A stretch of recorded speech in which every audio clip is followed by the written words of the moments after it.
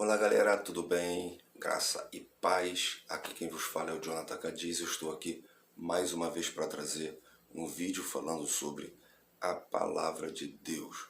Vamos dar continuidade a uma sequência de vídeos onde nós estamos mostrando Jesus de Gênesis a Apocalipse, tá bom? Não sai daí, fica até o final, dê o seu like, se inscreva no nosso canal, compartilhe e nos ajude a crescer pregando a palavra de Deus.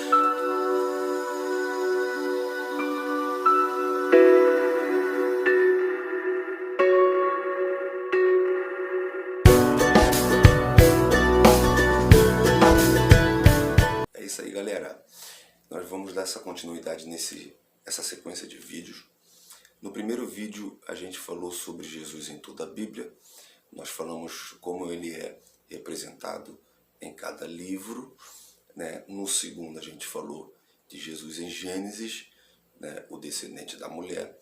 No terceiro vídeo a gente pegou os outros 4 livros do Pentateuco e mostramos Jesus de Êxodo a Deuteronômio. No quarto vídeo nós mostramos Jesus como descendente de Davi, representando assim os livros históricos, tá? E hoje a gente vai dar continuidade a essa sequência. Lembrando que eu não estou explicando livro por livro para a gente ganhar tempo, para não ficar muitos vídeos e muito assunto, tá bom? Hoje eu quero falar de Jesus nos livros poéticos. Os livros poéticos são os livros de Salmos, o livro de Jó, de Eclesiastes, Provérbios e Cantares, tá bom? No livro de Jó, eu falei que ele é o nosso Redentor. Nós vemos isso em Jó 19:25.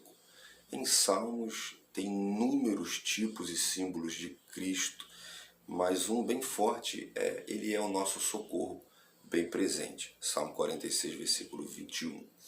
Provérbios, ele é a sabedoria de Deus. Provérbios 8, do 22 ao 36. Em Eclesiastes, ele é o pregador perfeito, Eclesiastes 12, 10. E em Cantares, ele é o nosso noivo amado, tá? Eu quero pegar um símbolo que representa muito a relação de Cristo com a igreja. E assim, esse símbolo representar Jesus em todo o livro poético, tá?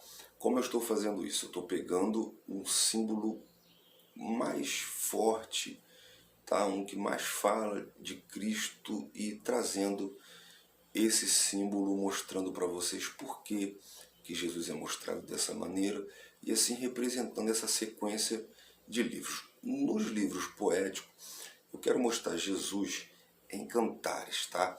Jesus como um noivo amado, que é uma relação muito interessante que fala da relação de Cristo com a igreja, tá? Cantares capítulo 2, no versículo 8, tá bom? Diz assim: eu ouço a voz do meu amado, eis que ele vem saltando sobre os montes. Glória a Deus. Então vamos falar um pouquinho desse amado, esse noivo esperado, tá bom? No Antigo Testamento, a relação de Deus com Israel é muito mostrada, né, nessa simbologia, né, de uma relação de um noivo com uma noiva. Tá? Nós vemos isso em Isaías, em várias passagens de Isaías, tá? Entre elas Isaías 62, Isaías 50, Isaías 54. Tá?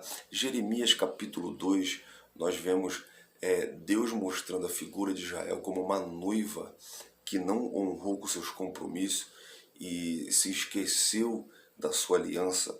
Ezequiel capítulo 16, Deus ele trata Israel como uma noiva infiel, tá bom?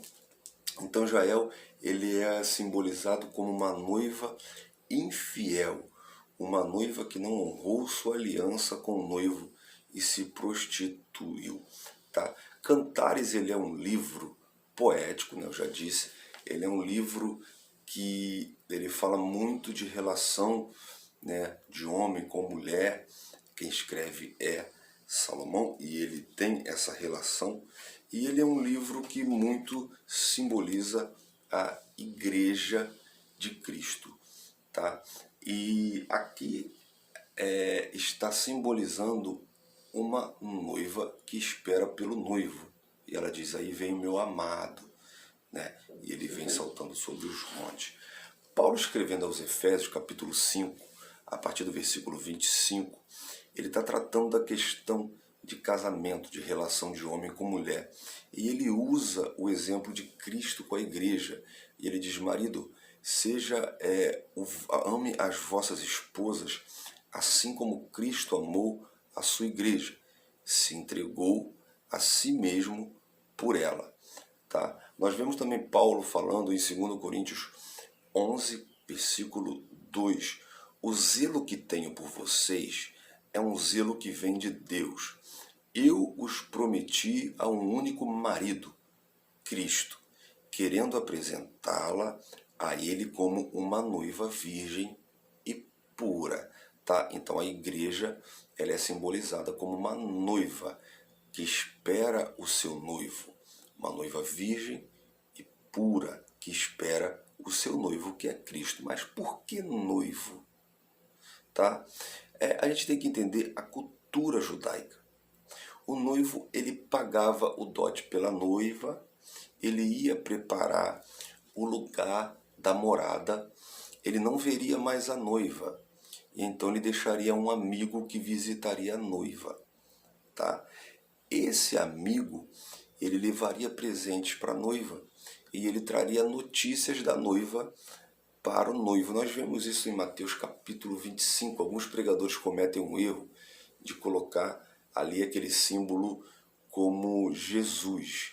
Mas, na verdade, quem se aproxima em Mateus capítulo 25, aquelas 10 virgens, né, 5 loucas e 5 prudentes, não é o noivo, mas é o amigo do noivo. Esse amigo, um dos papéis do amigo do noivo, nós vemos isso em Mateus capítulo 25, é anunciar a vinda do noivo. Ele diz: aí vem o noivo, tá? Então é o amigo do noivo, tá? Na noite de núpcia, o noivo via, né, voltava a ver a noiva, eles ali faziam a cerimônia, tá? A festa, e daí eles iam para a noite de núpcias e iriam para o lar aonde eles iriam habitar. O que isso tem a ver com a igreja e o relacionamento de Cristo com a igreja?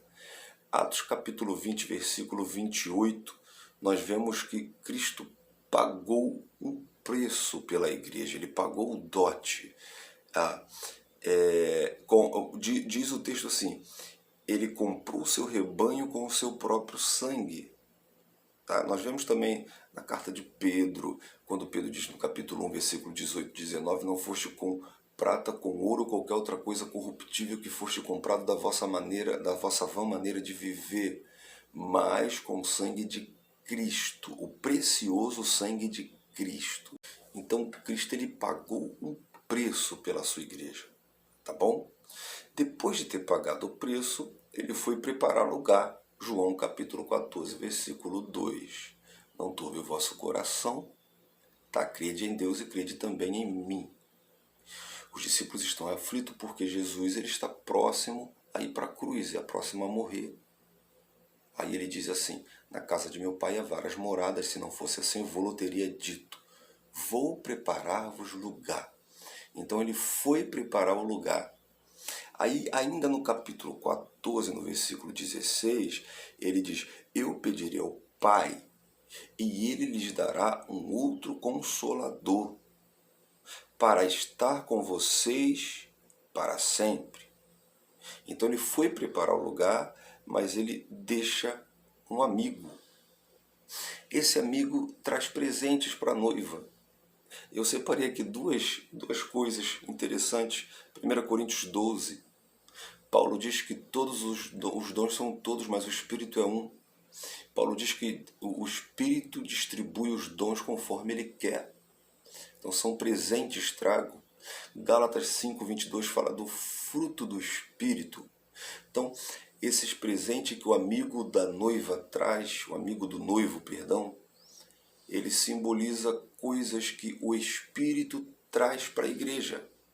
Agora, assim como o noivo traz presente, ele leva notícias. E Paulo diz em Romanos 8, 26 que nós não sabemos como orar. Então o Espírito intercede por nós com gemidos inexprimíveis. Então, qual é a notícia que ele leva para o amigo, que ele leva para o noivo? Ele leva nossas orações, tá bom? Nós não sabemos como orar, mas o Espírito, ele leva as nossas orações. Ele intercede por nós, tá bom? E esse noivo que é Cristo, ele voltará para buscar a noiva para a grande festa nupcial. E a gente termina o vídeo lendo Apocalipse 19, versículo 7. Regozijemo-nos, vamos nos alegrar, dai-lhe glória, porque chegou a hora do casamento do Cordeiro, e a sua noiva já se aprontou. Aleluia! Tá bom? Então, a igreja foi paga, o preço foi alto, ele foi preparar lugar, ele deixou o seu amigo, tá bom?